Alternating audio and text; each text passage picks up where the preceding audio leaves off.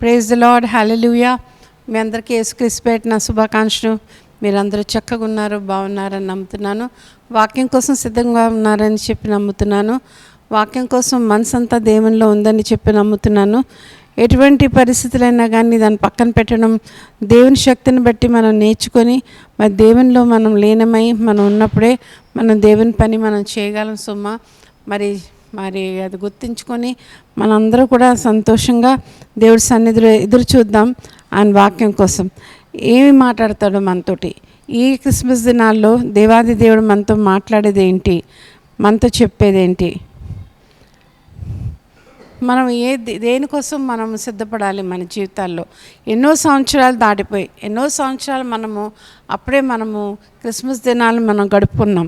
రక్షించబడినప్పటి నుంచి గడుపుకున్నాం. మనం క్రిస్మస్ దినాలు గడుపుకుంటూనే వచ్చాం. మరి మన క్రిస్టియన్ స్కూల్స్లో చదివితే మనం క్రిస్మస్ ఏంటో మనకు తెలుసు. మనకి సువార్త వింటే మన క్రిస్మస్ దినం ఏంటో మనకు తెలుసు.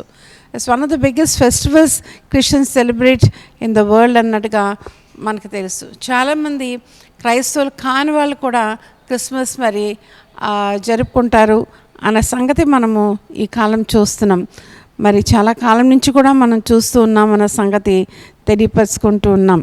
దేవాది దేవుడు యేసు ప్రభు వారు ఈ లోకానికి రావాల్సిన అవసరత ఏమైంది, ఎందుకు, ఒకవేళ రాకపోతే ఏమయ్యేది అన్నది మనం ఆలోచించినట్లయితే, యేసుక్రీస్తు ప్రభు వారే రాకపోతే నిజమైన వెలుగు మన జీవితంలో లేదు.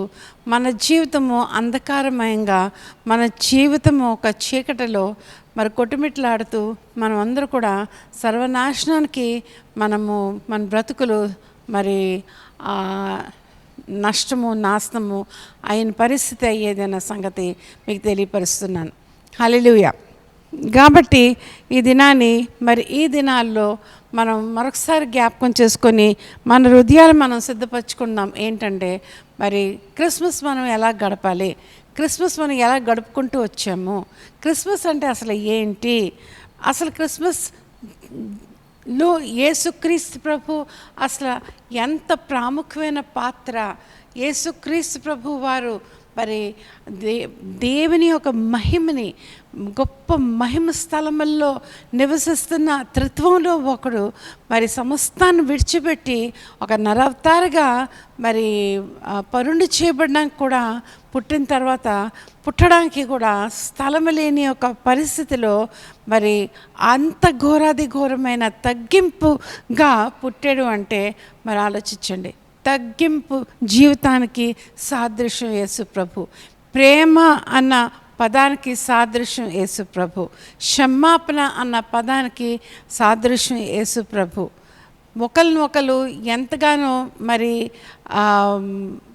మన వలె ప్రేమించాలి అన్నదానికి సాదృశ్యం యేసు ప్రభు. యేసు ప్రభువే లేకపోతే మాత్రము ఈ దినం మనము ఇలాగ లేము అన్న సంగతి మనం జ్ఞాపకం చేసుకుంటూ ఉంటున్నాం. హల్లెలూయా. చూడండి, ఒక వాక్య భాగం చూద్దాం.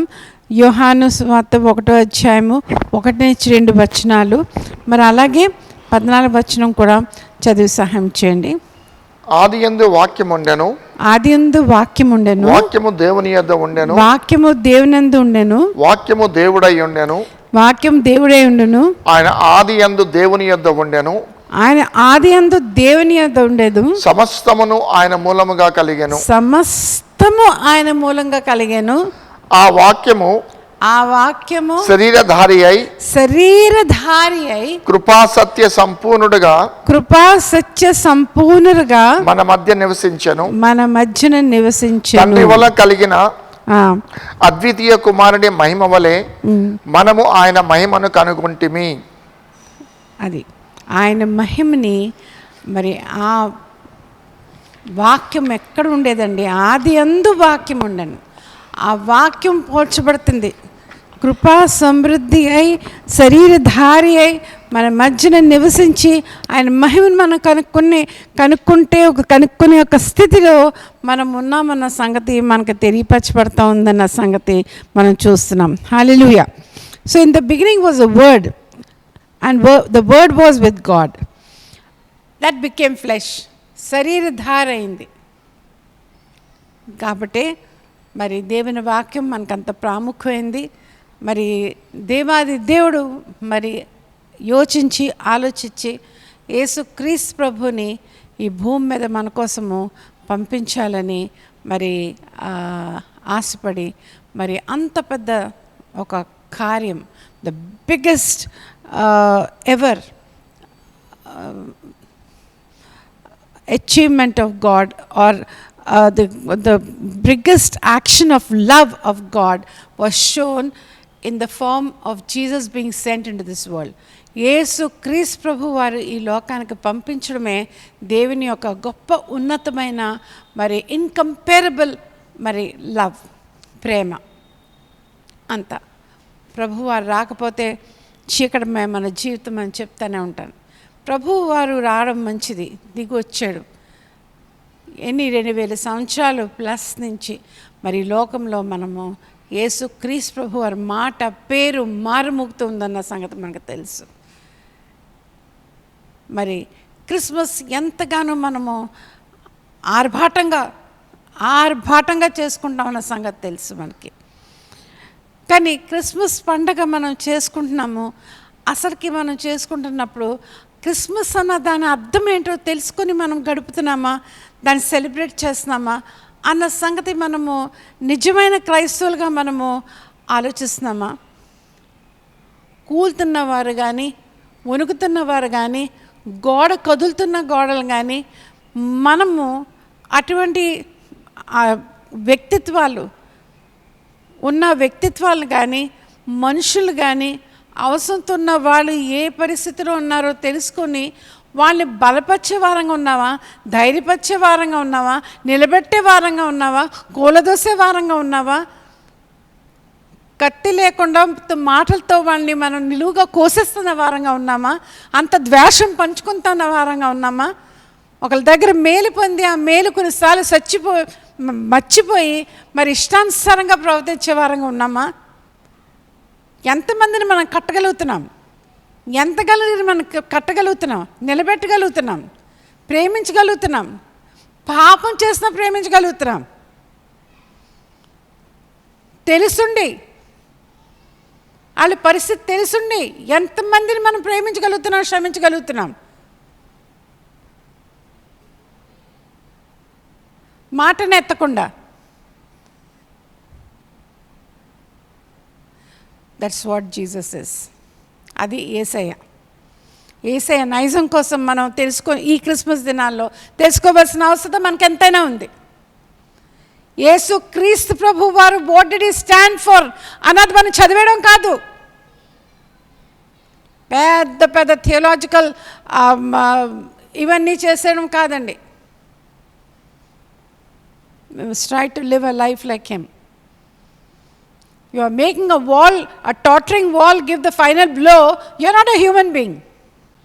మనుషుని మనుషుడిగా చూసే ప్రేమ, అది యేసుక్రీస్తు ప్రభు.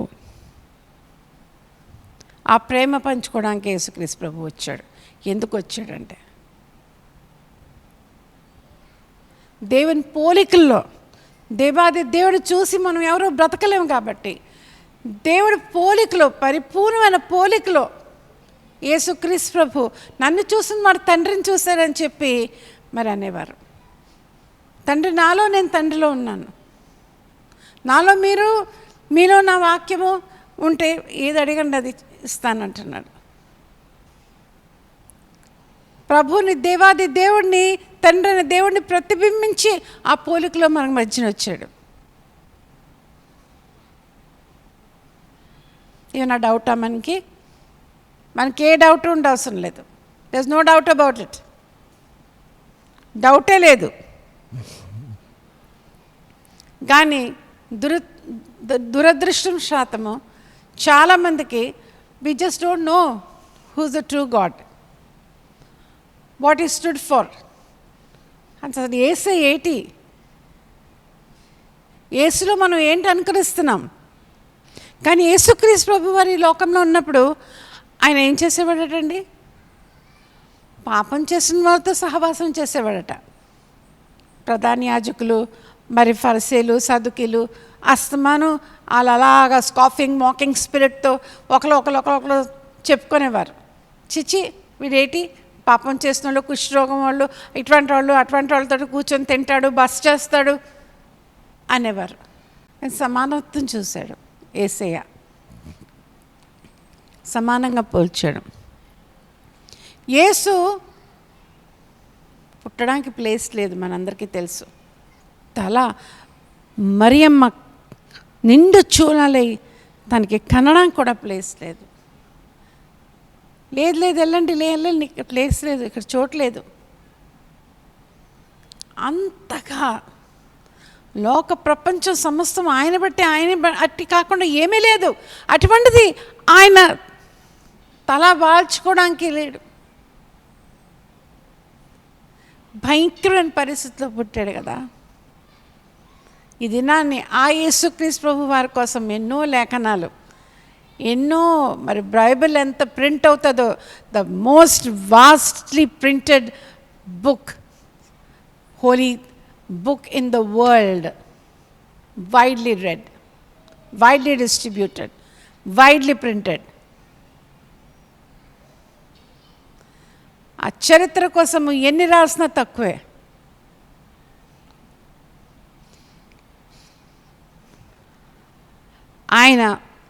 ఆయన విషయంలో అంత ఇంపార్టెన్స్ ఉందన్న సంగతి తెలియపరుస్తున్నాను మీకు. ఒక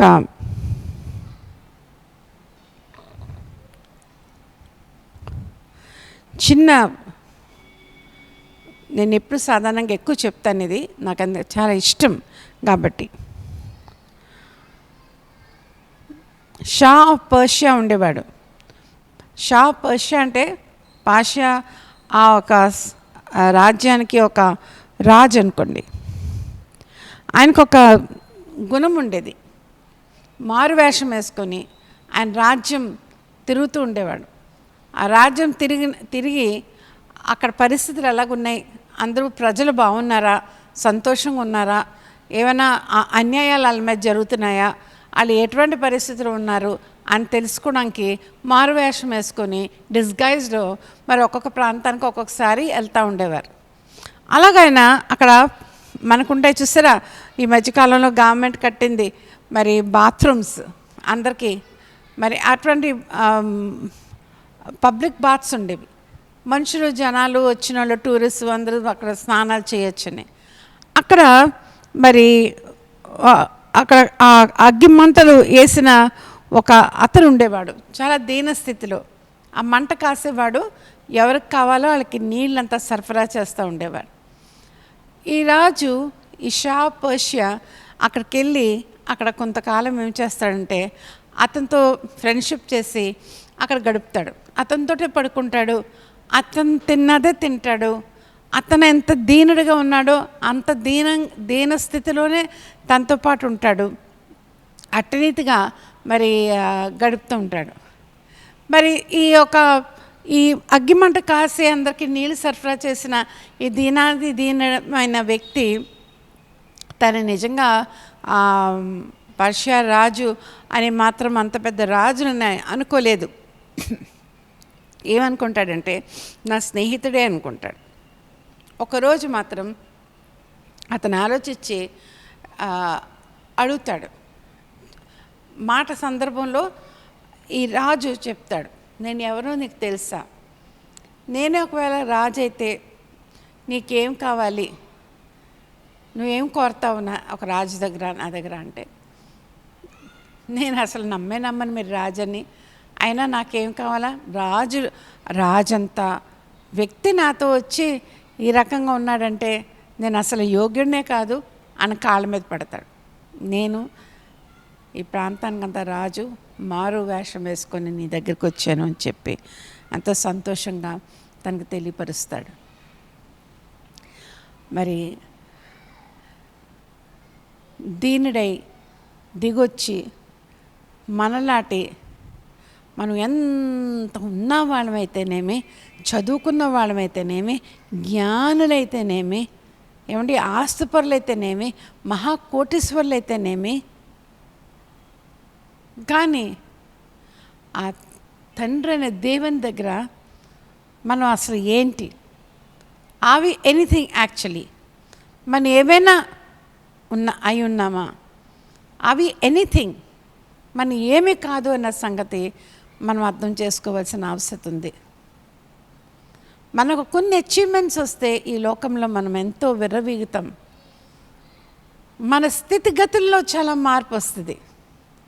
ఆ స్థితిగతుల్లో మనలో ఎందుకు మార్పు రావాలి, మనం ఎల్లప్పుడూ ఒకలాగా ఉండలేమా అన్న సంగతి మనము ప్రశ్నించుకోలేమా ఈ క్రిస్మస్ దినాల్లో దేవుని దగ్గర? దేవా, నన్నొక్కసారి తేరి చూడు, నిన్ను ప్రతిబింబించే బిడ్డగా, క్రీస్తులో పైన సువాసన పంచే బిడ్డగా నన్ను చేసుకో, నీ కాండ్యూట్గా చేసుకో, నీ ఎక్స్టెన్షన్గా చేసుకో, నీ చేతిగా చేసుకో, నీ కాళ్ళగా చేసుకో, నీ కంటిగా చేసుకో అని మనం చెప్పలేమా, మనం అడగలేమా? దేవాది దేవుడు చేయడా అన్న సంగతి మనం అర్థం చేసుకోవాల్సిన అవసరం ఎంతైనా ఉంది. అయితే ఎందుకు వచ్చినట్టు యేసుక్రీస్తు ప్రభు వారి లోకానికి అన్నది చాలా విషయాలు మనం ఇప్పటికే మాట్లాడుకున్నాం. ఒకసారి లూకా సువార్త 19:10 చదవండి. రక్షించుటకు మనిషి కుమారుడు వచ్చనని ఆయనతో చెప్పాను. నశించిపోయిన దాన్ని వెతికి రక్షించడానికి మనిషి కుమారుడు ఈ లోకంలోకి వచ్చినట్టుగా తెలియపచ్చును. నశించిపోయిన దాన్ని వెతికి రక్షించడానికి. హల్లెలూయా, ఎంత గొప్ప సంగతి. ఎవరు నశించిపోయారు, ఎవరు నశించిపోబోతున్నారు, ఎవరు పతనం అయిపోబోతున్నారు, ఎవరు తప్పేరు, ఎవరు చీకటిలో ఉన్నారు?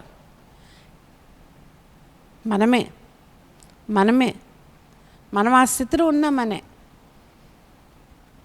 వినాశానికి తోవలో మనం ఆ త్రోవ పడుతున్నామని చెప్పి అది చూడలేక యేసుక్రీస్తు ప్రభు వారి లోకానికి he came to search what was last.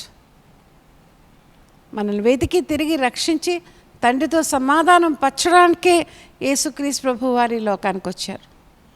హల్లెలూయా, ఎంత గొప్ప సంగతి. ఇంకా మనము ముందుకు చూసినట్లయితే ఇంకొక వాక్య భాగం చూద్దాం. చూడండి, 2 కొరింథీయులకు రాసిన పత్రిక 9:15 చదివి సహాయం చేయండి. చెప్పసఖ్యము కానీ ఆయన వరమును గూర్చి దేవునికి స్తోత్రము. చెప్పసఖ్యమైన గొప్ప వరము, ప్రభువారు ఒక వరం, యేసు ప్రభువారు ఒక వరం, ఇండిస్క్రైబబుల్ గిఫ్ట్. ఆయన మనకొక బహుమానంగా దేవాది దేవుడు, తండ్రి అయిన దేవుడు, యెహోవా దేవుడు పంపించినట్టుగా మనం చూస్తున్నాం. ఈ క్రిస్మస్ దినాల్లో మరి సంతోషకరమైన విషయం ఏంటంటే Jesus is a gift to the last world. ఈ యొక్క నశించిపోయిన లోక ప్రపంచానికి ఒక గొప్ప బహుమానమై ఉన్నారు. ఆ బహుమానం అయి ఉన్నారు కాబట్టి మరి ఆ బహుమానాన్ని మనం ఎలాగ చూసుకోవాలి, ఎలాగ దాన్ని ప్రెషస్గా మనం దాన్ని మన హృదయంలో మనము దాచుకోవాలి. ఏమీ లేని స్థలంలో పుట్టిన ఆ ఇన్లో ఒక చిన్న పశువుల సాల్లో పుట్టిన యేసుక్రీస్తు ప్రభువారు అంత మహా వ్యక్తిగా దేవుడుగా కొలవబడుతున్నవాడు మన హృదయంలో పుట్టాడా లేదా, జన్మించాడా లేదా, ఒక దేవుడు ఒక బహుమానంగా మనం భావిస్తున్నామా లేదా అన్న సంగతి మనం ఆలోచించి మరి మనము ఎంతగా దేవుని వైపు మనము ఉన్నాము, ఇంకా దగ్గర అవ్వాలని ఆశపడుతున్నాము అన్న సంగతి ఈ క్రిస్మస్ దినాల్లో ఒక నూతన క్రిస్మస్గా మనం ఆలోచించవలసిన అవసరం మనకుందన్న సంగతి మీకు తెలియపరుస్తున్నాను. హల్లెలూయా, హల్లెలూయా. మన హృదయాన్ని పరిశుభ్రం చేసుకొని ఆ రాజుని, ఆ రక్షకుడిని ఆయన్ని మనం ధరించుకొని ఆయన మన హృదయంలో మనము చోటించుకొని ఉంచుకోవలసిన అవసరం మనకి ఎంతైనా ఉందన్న సంగతి తెలియపరుస్తున్నాను. ఆఖరిగా ఇంకొక మాట చూద్దాం, చూడండి. హెబ్రీయులకు రాసిన పత్రిక 10వ అధ్యాయము 5-6 వచనాలు చదువు సహాయం చేయండి. కాబట్టి ఆయన ఈ లోకమందు ప్రవేశించినప్పుడు ఇలాగూ చెప్పుచున్నాడు, బలియు అర్పణయు నీవు కోరలేదు గాని నాకొక శరీరమును అమర్చితివి, పూర్ణ హోమములను పాప పరిహారార్థ బలులను నీకు ఇష్టమైనవి కావు. అప్పుడు నేను గ్రంథపు చుట్టలో నన్ను గూర్చి రాయబడిన ప్రకారము, దేవా నీ చిత్తము నెరవేర్చుటకు ఇదిగో నేను వచ్చి ఇంటిని. నువ్వేం కోరలేదు, బలి హోమములు ఎటువంటివి కూడా నువ్వు కోరలేదు. నువ్వు నాకు ఒక శరీరము అమర్చితివి. యేసుక్రీస్తు ప్రభు వారు చెప్తున్న మాటలండి. నువ్వు నాకు ఒక శరీరాన్ని అమర్చితివి కాబట్టి గ్రంథపు చుట్టంలో లెక్కించిన రీతిగా ఇదిగో నేను నీ చిత్తాన్ని నేను పూర్తి చేయడానికి, ఫుల్ఫిల్ చేయడానికి ఇదిగో నేను వచ్చాను. ఏంటండి, ఆయనే ఒక బలి, హోమము, త్యాగము, మన పాపాలకు బదులుగా ప్రాయశ్చితము అయిన ఒక దహన బలిగా మరి ఆయన ఆ శిలువలో మరణించినట్టుగా మనం చూస్తున్నాం. The greatest love anybody could give in the form of giving their life for us. యేసుక్రీస్తు ప్రభు వారు గొప్ప త్యాగం. అందుకే నేను అన్నాను, ఆయన జన్మ మరణ పునరుద్ధానాలు వేరు చేయబడలేవు. We have to speak them all in the same platform. ఒక విలువ ఇస్తూ ఒక రకంగా మనము దాని విషయంలో మాట్లాడవలసిన అవసరత ఎంతైనా ఉందని తెలియపరుస్తూ ఉన్నాను. కాబట్టి ఈ దినాన్ని మనం మరొకసారి జ్ఞాపకం చేసుకుందాం. దేవాది దేవుడు మన కోసము మరి ఎంతలాగా తగ్గించుకున్నాడు, ఎంతలాగా మరి మన మధ్యకి దిగొచ్చాడో, మరి ఎంతలాగా మనతో బస చేశాడో, ఇంకా కొనియాడబడుతున్నాడు. మరి ఆయన మొదట రాక మరి రెండో రాక కూడా సమీపంగా ఉంది కాబట్టి మనం ఎప్పుడూ కూడా ఆ మొదట రాక కోసము బేబిన్ బెత్లెహేం లాగా బెత్లెహేంలో జన్మించిన బాలులాగే చూడవలసిన అవసరత కాదు. కానీ ఆ యేసుక్రీస్తు ప్రభు వారు మళ్ళీ ఈసారి అంత దీనంగా మాత్రం రాడన్న సంగతి జ్ఞాపకం చేసుకుంటూ ఒక తీర్పరుగా, ఒక యూదా గోత్రపు సింహం వలె మరి గొప్ప తీర్పరుగా మరి ఒక వేరే రీతిగా రాబోతున్నాడు. దానికోసం ఆ రెండో రాక కోసం, సెకండ్ కమింగ్ కోసం మనం ఎంతగా సిద్ధపడి క్రిస్మస్ దినాన్ని మనం సంతోషంగా మరి మన జీవితంలో ఒక గొప్ప మార్పుతో మనం ఈ క్రిస్మస్ దినాలు, ఈ వేడుకలు మనము జరుపుకోవాల్సిందిగా మరి మీ అందరికీ తెలియపరుస్తున్నాను. చాలా సంతోషం. ఇంతవరకు ఓపికగా వాక్యం విన్నారు. తలలోంచినట్లయితే మనం ప్రార్థన చేసుకుందాం.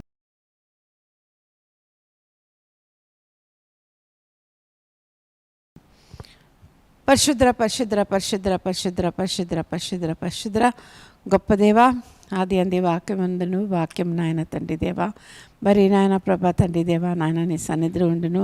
దాని నాయన ప్రభా తండ్రి దేవా, నాయన కృపా సమృద్ధిగా నాయన ప్రభా తండ్రి దేవా, శరీరధారిగా ప్రభా మా మధ్యకి నివసింప చేయడానికి పంపించావు తండ్రి. ఆ వాక్యం ద్వారా ప్రభా తండ్రి దేవా, ఆ శరీరధారైన యేసు ద్వారా యేసు ఒక మహిమను మేము చూడగలిగాం ప్రభా. మా జీవితాల్లో వెలుగైన నాయన ప్రభా యేసు ప్రభుని ప్రభా తండ్రి నువ్వు పంపించిన విధానం బట్టి నీకు వందనములు ప్రభా. ఏ రీతిగా నేను స్తుతించగలం, ఏ రీతిగా నేను మేము నాయన ప్రభా తండ్రి కొనియాడగలం ప్రభా తండ్రి దేవా నాయన. ఈ క్రిస్మస్ దినాల్లో ప్రభా తండ్రి గొప్ప నీ ఆనందం ప్రభా తండ్రి దేవా నాయన ప్రభా తండ్రి నాయన చాటి చెప్పేలాగా మేమందరూ కూడా సహాయం చేయండి ప్రభా తండ్రి దేవా నాయన. ప్రతి గృహంలో నాయన నీ ఆనందంతో నింపండి, నీ సంతోషంతో నింపండి ప్రభా తండ్రి దేవా నాయన. కనికరించిన ప్రభా నీకే వందములు స్తోత్రం స్తుతులు చెల్లించుకున్నాం ప్రభా. హల్లెలూయా ప్రభా. అన్ని కుటుంబాలు దర్శించండి, దీవించండి నాయన. వాళ్ళ అవసరాలు అవసరాలు తీర్చండి, అనారోగ్యాలు ముట్టండి ప్రభా తండ్రి దేవా నాయన. ఓ తండ్రి కనికరించండి, నీ చేతికే ప్రభా తండ్రి దేవా. మరొకసారి విన్న వాళ్ళందరినీ చెప్పుకుంటూ గంత మహిమ ప్రభావాలు నీకే ఆరోపిస్తూ యేసు పరిశుద్ధ నామములో అడిగి వేడుకున్నాం తండ్రి, ఆమెన్. Praise the lord. హల్లెలూయా.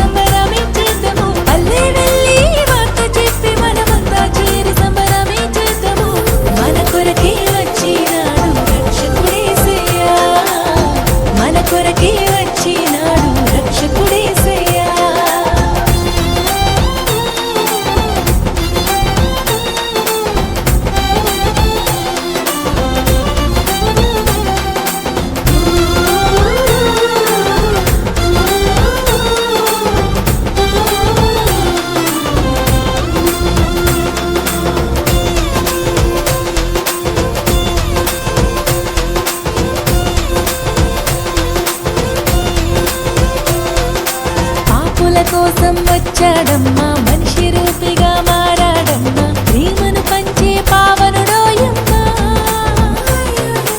పాపుల కోసం వచ్చాడమ్మా, మనిషి రూపిగా మారాడమ్మా, ప్రేమను పంచే పావనుడోయమ్మా.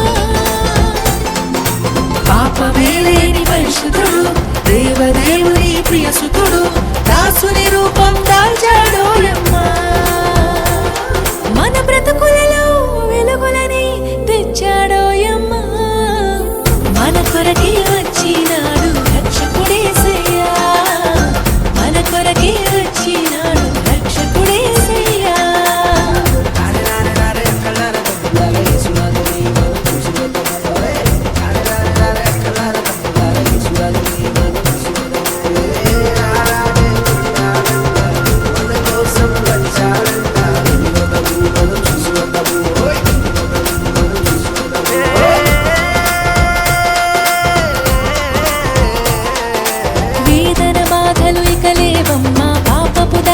పోయిందమ్మా, రక్షకుడేసు వచ్చాడోయమ్మా. వేదన బాధలు ఇక లేవమ్మా, పాపపు దాస్యము పోయిందమ్మా, రక్షకుడేసు వచ్చాడోయమ్మా. హృదయమంత నిండే ఆనందమే, సంబరాలు చేసే ఈ జగమే, ఆడి పాడి కొనియాడదమోయమ్మా. మనసారా యేసురాజుని కొలిచెదమోయమ్మా. మన కొరకే